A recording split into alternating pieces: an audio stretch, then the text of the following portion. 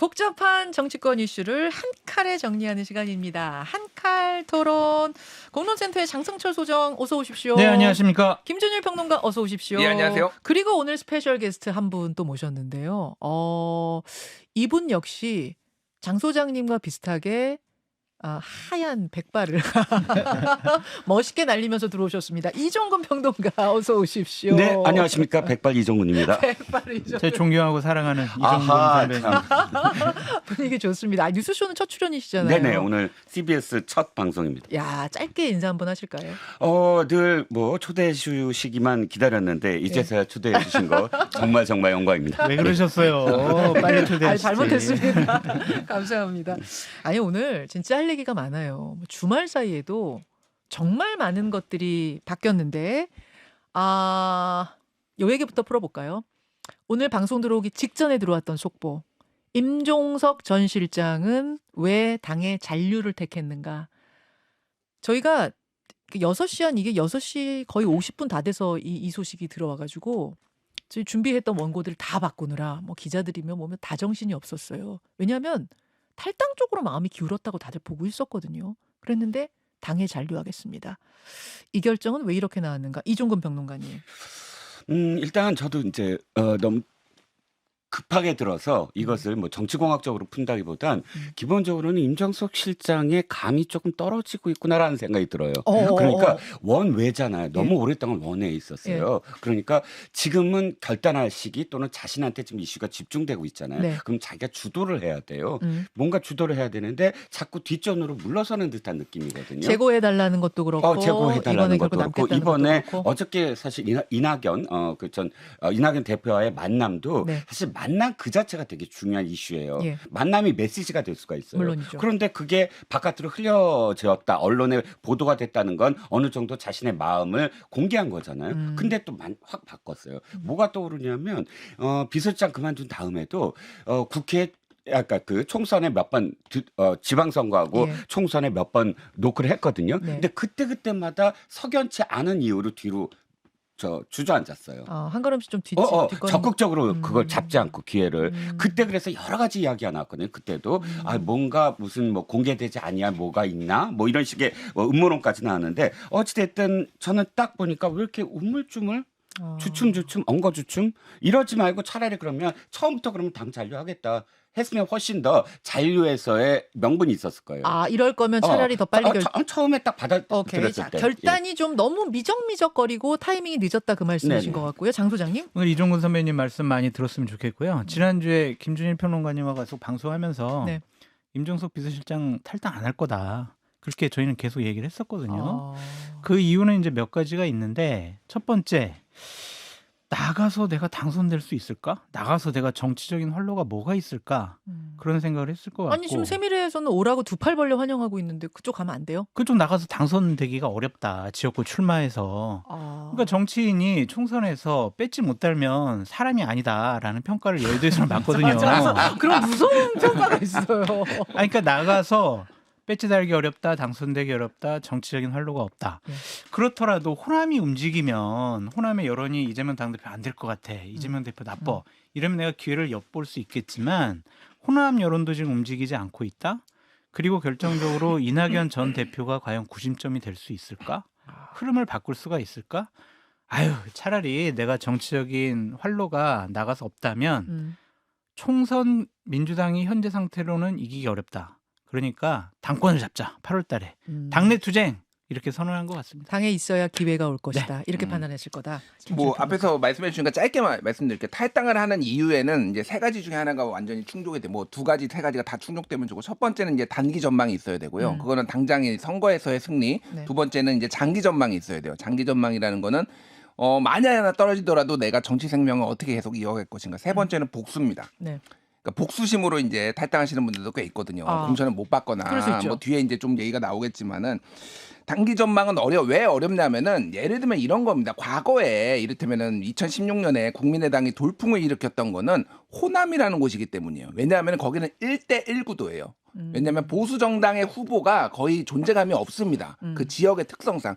옛날에 친박연대가 힘을 발휘했던 것도 거기는 1대1 구도예요. 근데 수도권 같은 경우에는 이번에는 양대 정당이 지금 격돌을 하고 있으면은 제3지대는 굉장히 힘을 발휘하기가 어렵습니다. 기본적으로. 게다가 이번 선거가 처음에는 제3지대가 굉장히 힘을 받을 것처럼 보였지만은 네. 최근에 여러 여론조사 보면은 전망치가 떨어지고 있어요. 네. 그러면 이번에도 결국은 양진영의 새 결집입니다. 그러면 제3지대가 어떤 다른 특별한 명분이 있지 않는 이상 굉장히 어려워지는 상황이다. 그렇다고 본다면 단기 이익도 없고 장기 전망도 그러면 당에서 투쟁하는 것과 밖에서 나와서 하는 것과 어느 게 더 장기 전망에 부합하느냐. 그럼 장기 전망도 당에 잔류하는 게 좋고 복수의 측면에서는 정치 생명은 완전히 걸어야 되거든요. 예를 들면 서른 의원 5선까지 하셨잖아요. 네. 남은 건 이제 제가 보기에는 그렇습니다. 복수밖에 없습니다. 이거는.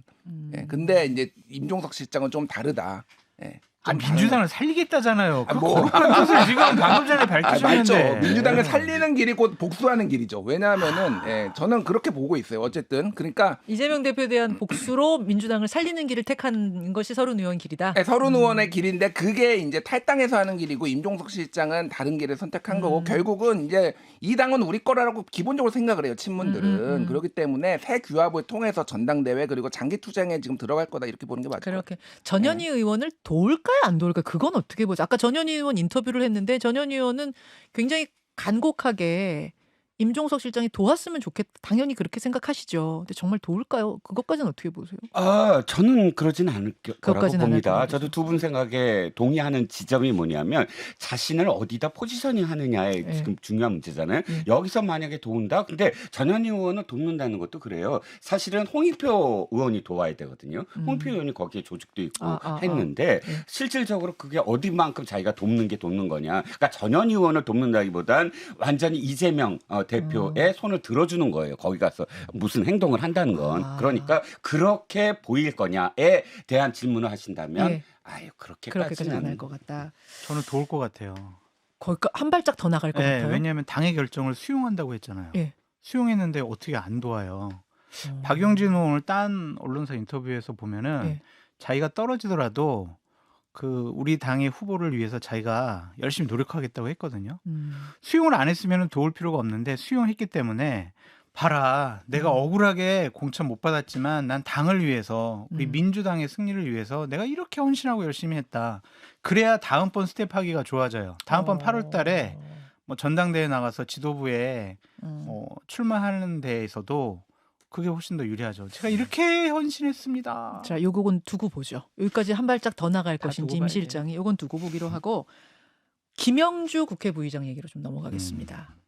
저는 김영주 국회 부의장과 한동훈 비대위원장이 점심 식사였나요? 회동하는 걸 생중계할 줄은 몰랐어요.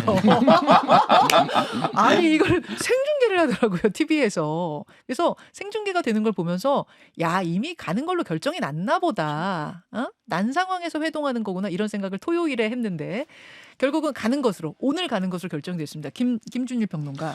그러니까 저는 그냥 딱 보는 순간 이건 진영 장관 시즌 2인가? 약간 이런 생각이 들었어요. 전에. 그러니까 진영 장관이 이제 용산구에서 새누리당 그 전에 이제 보수 정당에서 있다가 2016년에 민주당으로 옮겨가지고 네.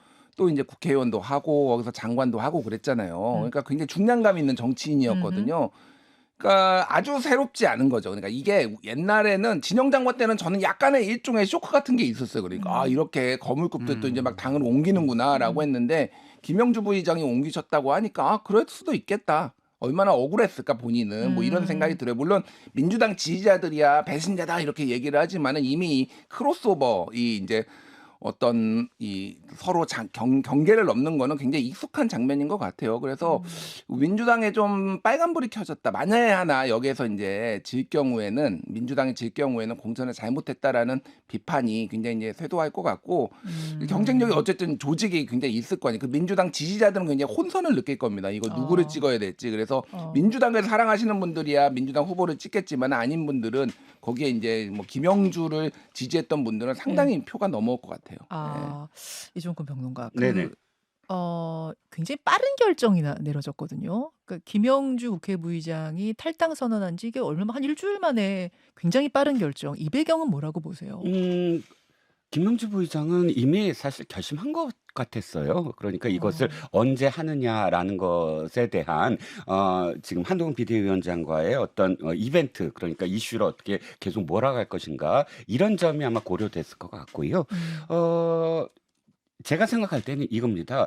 그러니까 공천을 안 주는데 고려해야 될 건 이 사람이 그 지역구에 나왔을 때 삼자 대결로 얼만큼 영향력을 행사할 수 있느냐 없느냐가 공천을 준다 안 준다 해서 저기 첫 번째 척도라고 보거든요. 네, 그 지역구를 빼앗길 수는 없잖아요. 네. 그런 점에서 이해가 안 갔던 게, 김영주 부의장은 당적이랑 상관없이 조직 관리, 조직 장악력이 어마어마한 사람이거든요. 어마어마할 정도예요. 예. 그 지역구에서. 그러니까 그 지역을 상대했던 이쪽 국민의힘 쪽 후보들이 증언하기를 예. 완전히 너무 높은 벽이더라. 어. 그러니까 뭐 조직 관리부터 뭐 캠페인 메시지부터 선거와 관련돼서는 정말 이념적인 어떤 부분을 떠나서 굉장히 정말 최적화된 그런 시스템을 갖고 있더라라는 예. 증언들을 많이 하거든요. 그렇다면 지금도 얘기하잖아요. 민주당 의원 1,500명과 함께 입당한다. 예, 예. 그 지역 자기 조직이에요.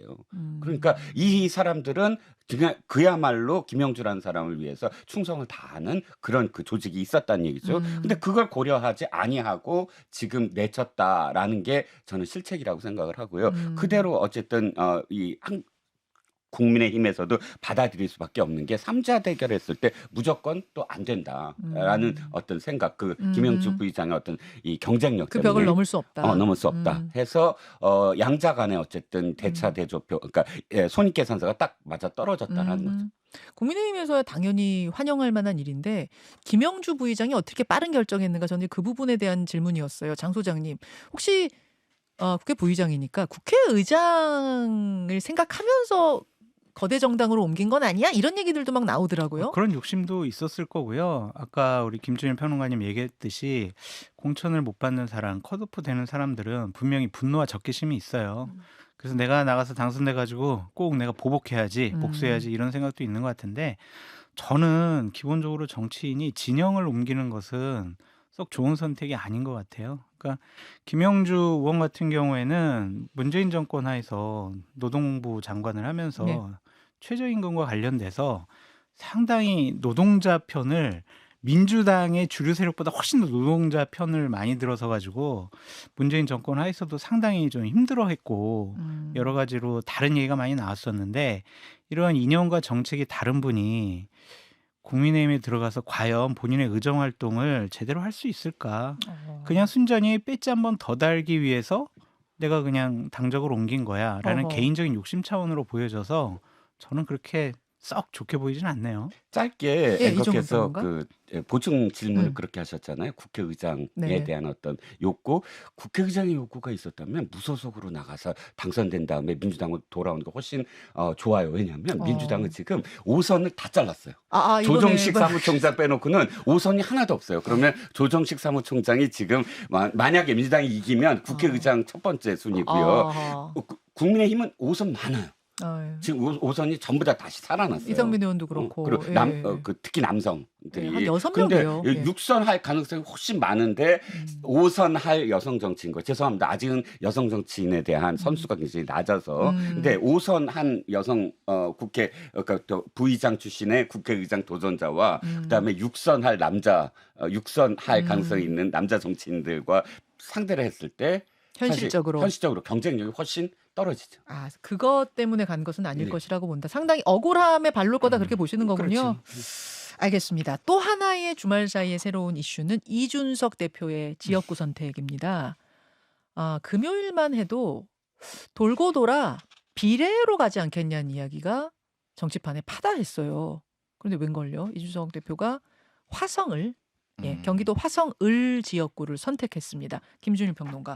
왜 여기였을까요? 저는 여기로 갈 거라고 생각을 했는데 을일지는 몰랐어요. 사실은 이제 화성 정, 곽을 병정해서 정이 새로 신설됐거든요. 지역구 자체가. 그래서 이쪽으로, 왜냐하면 이제 현역이 없다라는 거는 그동안 열심히 여기서 소위 말해서 밭갈이를 한 사람이 없으면은 누구나 다 신인처럼 들어와서 한번 붙어볼 만하다. 그러면 인지도가 높은 이준석 대표가 한번 해볼 만하다고 생각했는데, 화성을 이원욱 의원 지역구로 갔는데, 거기로 이원욱 의원이 그럼 비켜준 거죠, 다른 데로? 이원욱 의원은 정으로 왔습니다. 신설 지역구로. 그러니까 왜 그러냐면은 요거를 보면은 여기가 이원욱 지역구가, 그러니까 동탄이 이제 포함됐는데 만 34세로 전국에서 제일 나이가 젊어요. 인구 그쪽 지역 유권자. 국민들의 예, 예. 평균 나이 평균 나이가. 34세. 예. 진짜 젊긴 젊다. 정말 진짜. 젊어요. 대한민국에 이런 데가 또 있을까요? 그러니까요. 굉장히 많이 이제 새로 이쪽에 이제 화성이 막 커가고 있잖아요. 네. 그러니까 뭐 반도체 공장도 있고 뭐 이를테면은 뭐 자동차 공장도 이제 작은 것들이 있고 뭐 그러다 보니까 굉장히 많이 역동적이다. 그리고 최근에 이제 개혁신당에서 밀고 있는 이를테면 경기 남부 벨트 그래서 네. 반도체 경기 남부와 반도체를 살려야 되겠다 이런 본인들의 컨셉에도 있는데 맞는 거죠. 다른 무엇보다도 이준석은 본인은 바깥에서 그렇게 얘기도 하고 승부사입니다. 승부사예요. 그러니까 여기 비례무새 장성철 소장이 있거든요. 나올 때마다 이준석은 비례로 가야 된다. 2번 받아라. 배지 달아라. 배지 달아라. 이렇게 얘기를 하는데 안 들어요. 말 안 들어. 나는 드디어 3번이나 노원구를 지금까지 떨어진 거가 다 그러면 비례로 갈 경우에는 다 이렇게 희화화되거나 다 역사가 좀 희석된다라고 보니까 나는 승부를 걸겠다. 이렇게 본 거고 어찌됐든 쉽지 않은 승부인데 어떤 결과가 나올지 정말 이쪽 반도체 벨트라고 하는 왜냐하면 여기에 이제 이원우 의원도 나오지만 양양자 의원까지 나오거든요. 네. 상당히 주목되는 좀 지역 중에 하나인 것 같아요. 네. 장 소장님. 비례무새의 입장에서는 상당히 아쉬운 선택을 했다라고 말씀을 드릴 수밖에 아니 없고요. 조금만 보충 설명하자면 장 네. 소장님은 어떤 정치인이 나오시든 여당 야당 뭐 제3지대 어디가 나오든 배지 달아라. 정치인은 배지를 달아야 그러니까 입법 활동을 할 수 있는 그럼요. 원 내로 들어가야 뭔가 자신의 소신을 펼칠 수 있다. 그 주의자시진 거잖아요. 정치인이 배지 달아야 정치를 할 수 있죠. 배지 못 달면은 그냥 평론가 역할, 그냥 관전자 역할밖에 안 되거든요. 아, 그래서 이준석 대표의 선택이 과연 정말 잘한 것이냐라는 관점에서 봤을 땐 상당히 아쉽다라고 말씀을 드리고 이 자리에서 선언하겠습니다. 뭘요? 저 비례무새의 역할은 바로 이 시간으로 끝내겠습니다. 그래서 이준석이라는 사람에 대한 호불호가 상당히 많잖아요. 특히 예. 보수파 진영에서는 상당히 적대심까지 보이고 있는데 상당히 정치권에서 의미 있는 사람이에요. 그런 사람이 꼭 배지를 달아서 의정활동하는 모습을 5월 30일부터 봤으면 좋겠다라는 개인적인 바람이 있습니다. 개인적인 생각. 네. 이종근 평론가님 왜 이런 선택했다고? 저는 정치인은 서사가 필요하다고 생각해요. 서사라는 건 자신의 어떤 유불리를 떠난 판단, 선택 이런 것들이 서사가 쌓여가거든요. 뭐 대표적인 경우가 노무현 바보, 그래서 그렇죠. 부산 그렇죠. 이야기도 있고 뭐 그래서 어쨌든 자신이 무엇인가를 내놓고 걸고 더 높은 뜻을 위해서 내가 간다라는 그런 이야기들이 남겨져야 되는데 이준석 대표의 이번 화성 동탄은 서사가 될 수가 없다라는 거예요. 결국은 화성 동탄을 왜 갔느냐라고 물어봤을 때 상공사공이 많기 때문에 이렇게 되거든요. 다른 이유가 많겠죠. 하지만 나를 찍어줄 층이 많은 곳을 골라서 들어간다는 것은 나를 희생한다거나 더 큰 어떤 명분이 있는다거나 그것이 아니라 아이고 내가 비례를 가면 조금 창피하지만 그래도 지역구를 선택해야 되는데 그중에서도 나를 찍어줄 지역구를 내가 잘 선택했어. 아주 파고들었어. 라고 이야기하는 것인데 한 정치인이 신인 정치인이 그렇게 한다고 한다면 이해가 가겠지만 당대표까지 하고 지금도 당대표잖아요. 네. 당을 이끌어가고 당의 어떤 공천을 전체적으로 자기가 책임져야 되고 이 당이 그래도 오랫동안 양당의 어떤 폐해를 견제하면서 자리 잡는 제3지대를 표방을 했다고 한다면 자신의 지역구 자체가 메시지가 되고 이 당의 비전이 돼야 되는데 화성이 물론 반도체 이러면 뭐 이야기가 되겠지만 그러나 이준석이라는 사람의 선택을 반도체로 볼 것이냐 상공사공으로 볼 것이냐 상공사공의 이야기가 더 많을 것이다. 그래서 자신한테 유리한 것만 찾아다니는 정치인 이런 꼬리표가 붙을 가능성이 크다는 겁니다.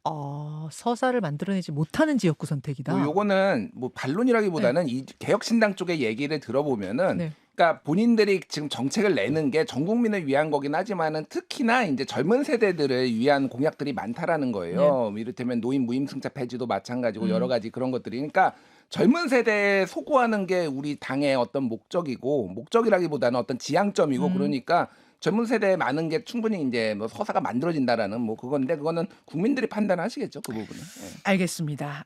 국민의힘 얘기로 좀 넘어가 보면은요. 주말 사이에 현역 컷오프하고 분신 사태가 있었어요. 영남권에서 현역 공천 탈락자가 나왔죠. 김병욱 의원, 김희곤 의원, 임병헌 의원 이렇게 연이어서 나와서 현역 불패 흐름이 깨졌다 이런 평가가 나오는데 이건 뭐 장수장님. 지역에서 현역을 꺾은 사람들의 특징이 있어요. 뭐냐면 그 지역에서 적어도 2020년도에 출마를 한번 기획을 했거나 아니면 지난 4년 동안 지역을 떠나지 않고 좀 관리를 했거나 이렇게 지역과 연고가 있는 사람이었고요. 또 하나는 현역 의원에 대한 평가가 너무 안 좋아서 감산점을 받은 분, 그리고 신인 같은 경우에는 가산점을 많이 받을 수 있는 위치에 있는 분. 그래서 이런 것들이 좀 종합적으로 결합이 돼서 현역 의원이 탈락했다라고 볼 수가 있고, 이것이 국민의힘의 의미 있는 현역의 탈락 물갈이라고 보기는 좀 어렵다라고 말씀을 드려요. 이게 시기가 이종근 평론가님 네. 시기가 김건희 여사 특검 재의결 후다 보니까 이거 기다렸다가 줄줄이 또 현역 컷오프한 거 아니야? 뭐 이런 평가들도 있었잖아요. 어떻게 보세요? 근데 김건희 여사의 특검과 관련돼서는 왜 표결이 이루어졌냐면 사실 저는 이렇게 봐요. 국민의힘이 문제가 아니라 민주당에서 문제였다고 봐요. 이것을 더 갖고 갈 수도 있다고 했잖아요. 네. 그러니까 3월까지. 왜냐하면 이쪽이 더 충격을 더 많이 받을 테니까 강남과 그다음에 TK 지역이 우수수 떨어지면 그쪽에서 뭐 이탈표가 나올 거다. 다른 지역보다도. 그럼 좀 더 가져가야 되잖아요. 근데 왜 서둘러 29일 날 했을까? 여러 가지 이유가 있겠지만 민주당의 분열상이 더 컸다.